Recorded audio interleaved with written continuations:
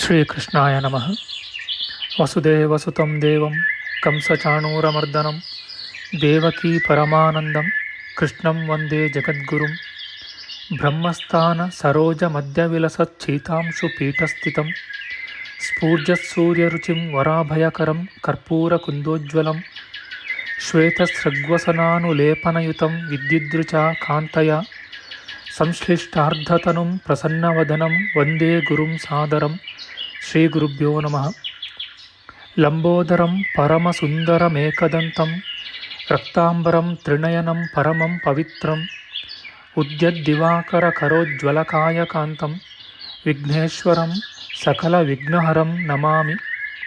ತ್ವಾಂ ದೇವ ವಿಘ್ನದಲನೇತಿ ಚ ಸುಂದರೇತಿ ಭಕ್ತಿಪ್ರಿಯೇತಿ ಸುಖದೇತಿ ಫಲಪ್ರದೇತಿ ವಿದ್ಯಾಪ್ರದೇತ್ಯಗಹರೇತಿ ಚ ಯೇ ಸ್ತುವಂತಿ ತೇಭ್ಯೋ ಗಣೇಶವರದೋ ಭವ ನಿತ್ಯಮೇವ.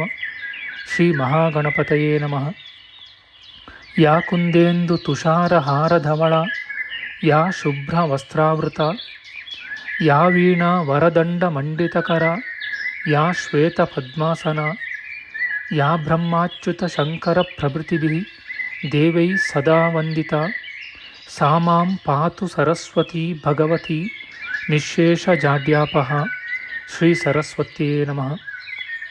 ವೇದಾರ್ಥತತ್ವವಿಶದೀಕರಣೇನ ಪುಂಸಾಂ ಉಚ್ಚೈರ್ಗತಿಂ ಜಗತಿ ಯೋ ದಯಾಯ ವಿಧಾತುಂ ರಮ್ಯಾಂ ಪುರಾಣಪದವೀಂ ಪ್ರಣಿನಾಯ ತಸ್ಮೈ ಲೋಕೇಶವೈಭವಪುಷೇ ಋಷಯೇ ನಮಸ್ತಾತ್. ತಸ್ಮೈ ವ್ಯಾಸಾಯ ಮುನಯೇ ಸರ್ವಜ್ಞಾಯ ಮಹರ್ಷಯೇ ಪರಾಶರ್ಯಾಯ ಶಾಂತಾಯ ನಮೋ ನಾರಾಯಣಾತ್ಮನೆ. ಶ್ರೀ ವ್ಯಾಸಾಯ ನಮಃ. ನಾರಾಯಣಂ ನಮಸ್ಕೃತ್ಯ ನರಂ ಚೈವ ನರೋತ್ತಮಂ ದೇವೀಂ ಸರಸ್ವತೀಂ ವ್ಯಾಸಂ ತತೋ ಜಯಮುದೀರಯೇತ್. ಕನಕರುಚಿದುಕೂಲಃ ಕುಂಡಲೋಲ್ಲಾಸಿಗಲ್ಲಃ ಶಮಿತಭುವನಭಾರಃ ಕೋಪಿ ಲೀಲಾವತಾರಃ ತ್ರಿಭುವನಸುಖಕಾರಿ ಶೇಷಶಾಯೀ ಮುಕುಂದೋ ಪರಿಕಲಿತರಮಾಂಗೋ ಮಂಗಲಂ ನಸ್ತನೋತು. ನಮಾಮಿ ಗೋವಿಂದ ಪದಾರವಿಂದಂ ಸದೇಂದಿರಾನಂದನಮುತ್ತಮಾಡ್ಯಂ ಜಗಜ್ಜನಾನಾಂ ಹೃದಯ ಸನ್ನಿವಿಷ್ಟಂ ಮಹಾಜನೈಕಾಯನಮುತ್ತಮೋತ್ತಮಂ. ನಮಸ್ತೆ ಚಕ್ರಹಸ್ತಾಯ ಶಾರ್ङ्ಗಹಸ್ತಾಯ ತೇ ನಮಃ. ನಂದಹಸ್ತಾಯ ತೇ ವಿಷ್ಣೋ ಶಂಖಹಸ್ತಾಯ ತೇ ನಮಃ. ಓಂ ನಮೋ ವಾಸುದೇವಾಯ ನಮಃ ಸಂಕರ್ಷಣಾಯ ಚ ಪ್ರದ್ಯುಮ್ನಾಯ ನಮಸ್ತುಭ್ಯಂ ಅನಿರುದ್ಧಾಯ ತೇ ನಮಃ. ಪಾತಾಲಾದುತ್ಪತಿಷ್ಣೋರ್ಮಕರವಸತಯೋ ಯಸ್ಯ ಪುಚ್ಛಾಭಿಘಾತ ದೂರ್ಧ್ವಂ ಬ್ರಹ್ಮಾಂಡಖಂಡ ವ್ಯತಿಕರವಿಹಿತ ವ್ಯತ್ಯಯೇ ನಾಪತಂತಿ. ವಿಷ್ಣೋರ್ಮತ್ಸ್ಯಾವತಾರೇ ಸಕಲವಸುಮತಿ ಮಂಡಲಂ ವ್ಯಶ್ನುವಾನಃ ತಸ್ಯಾಸ್ಯೋದೀರಿತಾನಾಂ ಧ್ವನಿರಪಹರತಾದಶ್ರಿಯಂ ವ ಶ್ರುತೀನಾಂ. ಶ್ರೀ ಮತ್ಸ್ಯರೂಪಿ ಪರಮಾತ್ಮನೇ ನಮಃ. ಪ್ರಿಯ ಬಾಂಧವರೇ, ನಮ್ಮ ಈ ಶ್ರೀ ಲಾಲೀಕೃಷ್ಣ ಚಾನಲ್ಗೆ ಸ್ವಾಗತ. ಇಂದಿನ ವಿಡಿಯೋದಲ್ಲಿ ನಾವು ಶ್ರೀ ಮತ್ಸ್ಯ ಮಹಾಪುರಾಣದ 102ನೆಯ ಅಧ್ಯಾಯವಾದ ಸ್ನಾನವಿಧಿ, ಸ್ನಾನಾಂಗತರ್ಪಣ, ಸೂರ್ಯಾರ್ಘ್ಯದಾನದ ವಿಚಾರ ಮಾಡೋಣ. ಶ್ರೀಕೃಷ್ಣಾಯ ನಮಃ. ನಂದಿಕೇಶ್ವರನು ಹೇಳುತ್ತಾನೆ, ಸ್ನಾನವಿಲ್ಲದೆ ನೈರ್ಮಲ್ಯವೂ ಭಾವಶುದ್ಧಿಯೂ ಉಂಟಾಗವು. ಆದುದರಿಂದ ಮನಸ್ಸಿನ ಶುದ್ಧಿಗಾಗಿ ಮೊತ್ತ ಮೊದಲು ಸ್ನಾನದ ವಿಧಿಯನ್ನು ಹೇಳುತ್ತೇನೆ. ಕೆರೆ, ಹೊಳೆ ಮುಂತಾದ ಜಲಾಶಯಗಳಲ್ಲಿ ಸಹಜವಾಗಿಯೇ ಇರುವ ನೀರಿನಲ್ಲೋ ಅಥವಾ ಅಲ್ಲಿಂದ ತಂದ ನೀರಿನಲ್ಲೋ ಸ್ನಾನವನ್ನು ಮಾಡಬಹುದು. ಮಂತ್ರಶಾಸ್ತ್ರವನ್ನರಿತವನು ತಾನು ಸ್ನಾನ ಮಾಡುವ ಜಲದಲ್ಲಿ ಮೂಲ ಮಂತ್ರದಿಂದ ಪುಣ್ಯತೀರ್ಥವನ್ನು ಕಲ್ಪಿಸಬೇಕು. ನಮೋ ನಾರಾಯಣಾಯ ಎಂಬುದೇ ಮೂಲ ಮಂತ್ರವು. ಪವಿತ್ರವನ್ನು ಕೈಯಲ್ಲಿ ಧರಿಸಿ ಶಾಸ್ತ್ರೋಕ್ತವಾಗಿ ಆಚಮನ ಮಾಡಿ ನಿರ್ಮಲ ಮನಸ್ಸಿನಿಂದ ತನ್ನ ಸುತ್ತಲೂ 4 ಮೊಳದ ಅಳತೆಯ ಚೌಕವನ್ನು ನಿರ್ಮಿಸಿ ಈ ಮುಂದಿನ ಮಂತ್ರಗಳಿಂದ ಗಂಗೆಯನ್ನು ಆವಾಹನ ಮಾಡಬೇಕು. ಎಲೆ ಗಂಗೆ, ನೀನು ವಿಷ್ಣುವಿನ ಪಾದದಿಂದ ಹುಟ್ಟಿರುವೆ. ವಿಷ್ಣುವಿನ ಭಕ್ತಳಾಗಿರುವೆ. ವಿಷ್ಣುವೇ ನಿನ್ನ ಅಧಿದೇವತೆ. ಆದುದರಿಂದ ಜನ್ಮ ಮರಣ ರೂಪವಾದ ಈ ಸಂಸಾರಕ್ಕೆ ಕಾರಣಭೂತವಾದ ಪಾಪವು ಬಾರದಂತೆ ನಮ್ಮನ್ನು ರಕ್ಷಿಸು. ಸ್ವರ್ಗ, ಭೂಮಿ ಮತ್ತು ಅಂತರಿಕ್ಷಗಳಲ್ಲಿ ಒಟ್ಟು ಸೇರಿ 3.5 ಕೋಟಿ ಪುಣ್ಯತೀರ್ಥಗಳಿವೆ ಎಂದು ವಾಯುವು ಹೇಳಿರುವನು. ಎಲೆ ಜಾಹ್ನವಿ, ಅವೆಲ್ಲವೂ ನಿನ್ನಲ್ಲಿ ವಾಸ ಮಾಡುತ್ತಿವೆ. ನಂದಿನಿ ಎಂದರೆ ಆನಂದವನ್ನು ಕೊಡತಕ್ಕವಳು ಎಂದೇ ನಿನಗೆ ಹೆಸರಿದೆ. ದೇವತೆಗಳು ನಳಿನಿ ಎಂದು ನಿನ್ನನ್ನು ಕರೆಯುತ್ತಾರೆ. ದಕ್ಷೆ, ಪೃಥ್ವಿ, ವಿಹಗೆ, ವಿಶ್ವಕಾಯೆ, ಅಮೃತೆ, ಶಿವೆ, ವಿದ್ಯಾಧರಿ, ಸುಪ್ರಶಾಂತೆ, ವಿಶ್ವಪ್ರಸಾದಿನಿ, ಕ್ಷೇಮೆ, ಜಾಹ್ನವಿ, ಶಾಂತೆ ಮತ್ತು ಶಾಂತಿ ಪ್ರದಾಯಿನಿ ಎಂದು ನಿನ್ನನ್ನು ಕರೆಯುತ್ತಾರೆ. ಸ್ನಾನ ಕಾಲದಲ್ಲಿ ಈ ಪುಣ್ಯ ನಾಮಗಳನ್ನು ಕೀರ್ತನ ಮಾಡಬೇಕು. 3 ಲೋಕಗಳಲ್ಲಿಯೂ ಪ್ರವಹಿಸುವ ಗಂಗಾ ನದಿಯು ಅಲ್ಲಿ ತನ್ನ ಸಾನ್ನಿಧ್ಯವನ್ನು ಇರಿಸುವಳು. ಹೀಗೆ 7 ಸಾರಿ ಜಪಿಸಿ ಬೊಗಸೆಯಿಂದ ನೀರನ್ನೆತ್ತಿ 3, 4, 5 ಅಥವಾ 7 ಸಾರಿ ತಲೆಗೆ ಹಾಕಿಕೊಳ್ಳಬೇಕು. ಸ್ನಾನ ಮಾಡಿ ಮತ್ತೆ ಹೀಗೆಯೇ ಪ್ರಾರ್ಥಿಸಿ ಮೃತ್ತಿಕಾ ಸ್ನಾನವನ್ನು ಮಾಡಬೇಕು. ಎಲೆ ಭೂದೇವಿ, ನಿನ್ನ ಮೇಲೆ ಕುದುರೆಗಳು ಓಡಾಡುವವು, ತೇರುಗಳು ಹರಿದಾಡುವವು. ವಿಷ್ಣುವು ತನ್ನ ಪಾದಗಳಿಂದ ನಿನ್ನನ್ನು ಅಳೆದನು. ಓ ಮೃತ್ತಿಕೆ, ನನ್ನ ಪಾಪವನ್ನು ಪರಿಹರಿಸು. ನಾನು ಮಾಡಿದ ದುಷ್ಕೃತ್ಯಗಳನ್ನು ಹೋಗಲಾಡಿಸು. 100 ತೋಳುಗಳುಳ್ಳ ವರಾಹ ರೂಪವನ್ನು ಧರಿಸಿದ ವಿಷ್ಣುವು ನಿನ್ನನ್ನು ಪಾತಾಳದಿಂದ ಮೇಲಕ್ಕೆ ಎತ್ತಿದನು. ಎಲೆ ಮಣ್ಣೆ, ಬ್ರಹ್ಮನು ನಿನ್ನನ್ನು ಲೋಕಾನುಗ್ರಹಕ್ಕಾಗಿ ಸೃಷ್ಟಿಸಿರುವನು. ಕಾಶ್ಯಪ ಮಹರ್ಷಿಯು ನಿನ್ನನ್ನು ಅಭಿಮಂತ್ರಿಸಿರುವನು. ನನ್ನ ಅವಯವಗಳನ್ನೇರಿ ಪಾಪವೆಲ್ಲವನ್ನೂ ಹೊರಡಿಸು. ಓ ಮೃತ್ತಿಕೆ, ನಮಗೆ ಪುಷ್ಟಿಯನ್ನು ಕೊಡು. ಚರಾಚರಾತ್ಮಕವಾದ ಜಗತ್ತೆಲ್ಲ ನಿನ್ನನ್ನು ಆಶ್ರಯಿಸಿಕೊಂಡಿದೆ. ಅಗ್ನಿಗೆ ಅರಣಿಯು ಹೇಗೋ ಹಾಗೆ ಸರ್ವಲೋಕಗಳಿಗೂ ನೀನು ಉತ್ಪತ್ತಿ ಸ್ಥಾನವಾಗಿರುವೆ. ಎಲೆ ಶೋಭನವ್ರತ ಶೀಲಳೆ, ನಿನಗೆ ನಮಸ್ಕಾರ. ಹೀಗೆ ಸ್ನಾನವಾದ ಬಳಿಕ ಶಾಸ್ತ್ರೋಕ್ತ ರೀತಿಯಿಂದ ಆಚಮನ ಮಾಡಿ ಏಳಬೇಕು. ಶುದ್ಧವಾದ ಬಿಳಿಯ ಪಂಚೆಯನ್ನುಟ್ಟು ಧೋತ್ರವನ್ನು ಹೊದೆದು 3 ಲೋಕಗಳ ತೃಪ್ತಿಗಾಗಿ ತರ್ಪಣವನ್ನು ಬಿಡಬೇಕು.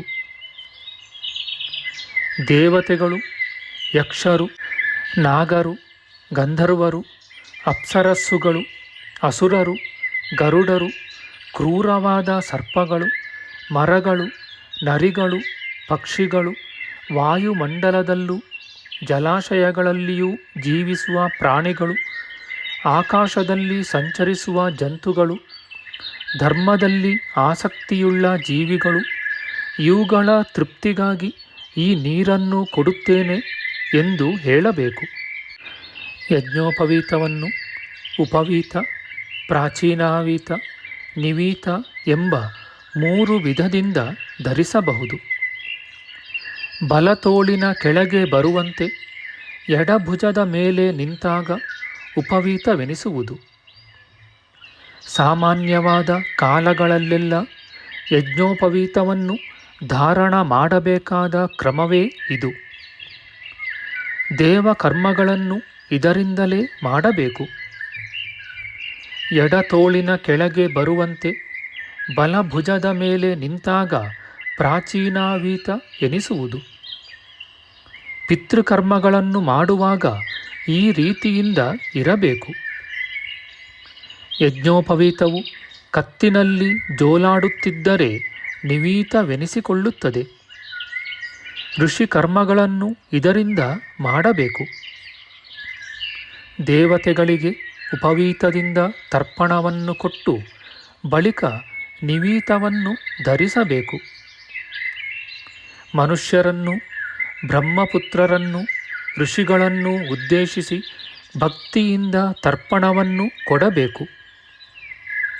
ಸನಕ, ಸನಂದ, ಸನಾತನ, ಕಪಿಲ, ಆಸುರಿ, ಓಢು, ಪಂಚಶಿಖ ಇವರೆಲ್ಲರಿಗೂ ನಾನೀಗ ಕೊಡುವ ಜಲದಾನದಿಂದ ಯಾವಾಗಲೂ ತೃಪ್ತಿಯುಂಟಾಗಲಿ ಎಂದು ಹಾರೈಸಬೇಕು.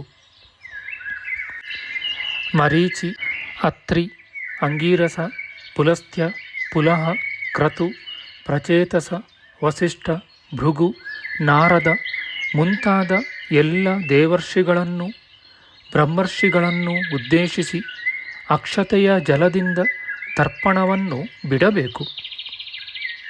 ಬಳಿಕ ಪ್ರಾಚೀನಾವೀತವನ್ನು ಮಾಡಿಕೊಂಡು ಎಡದ ಮಂಡಿಯನ್ನು ನೆಲದಲ್ಲೂರಿ ಅಗ್ನಿಶ್ವಾತ್ತರು, ಸೌಮ್ಯರು, ಹವಿಷ್ಮಂತರು, ಊಷ್ಮಪರು, ಸುಕಾಲಿಗಳು, ಬರ್ಹಿಷದರು ಮುಂತಾದ ಪಿತೃಗಳಿಗೆ ಶ್ರೀಗಂಧ ಸಹಿತವಾದ ತಿಲೋದಕಗಳಿಂದ ಭಕ್ತಿಯೊಡನೆ ತರ್ಪಣವನ್ನು ಕೊಡಬೇಕು.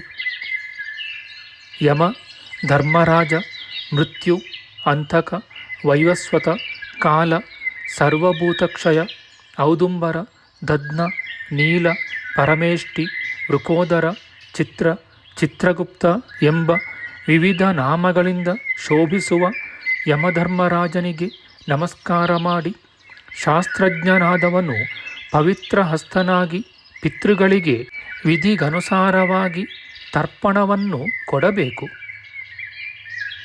ತಂದೆಯ ಕಡೆಯ ಮತ್ತು ತಾಯಿಯ ಕಡೆಯ ಪಿತೃಗಳನ್ನು ಅವರವರ ಹೆಸರನ್ನು, ಗೋತ್ರವನ್ನು ಹೇಳಿ ತರ್ಪಣದಿಂದ ಭಕ್ತಿಯೊಡನೆ ತೃಪ್ತಿಪಡಿಸಬೇಕು ಮತ್ತು ಈ ಮುಂದಿನ ಮಂತ್ರವನ್ನು ಹೇಳಬೇಕು. ಬಂಧುಗಳಾಗಿರಲಿ ಇಲ್ಲದಿರಲಿ ಅಥವಾ ಬೇರೆ ಜನ್ಮದಲ್ಲಿ ಬಂಧುಗಳಾಗಿರಲಿ ಅವರೆಲ್ಲ ಸಂಪೂರ್ಣವಾಗಿ ತೃಪ್ತರಾಗಲಿ. ನಮ್ಮಿಂದ ತರ್ಪಣವನ್ನು ಅಪೇಕ್ಷಿಸುವವನು ಯಾರೇ ಆಗಲಿ ಆತನೂ ಸಹ ತೃಪ್ತನಾಗಲಿ.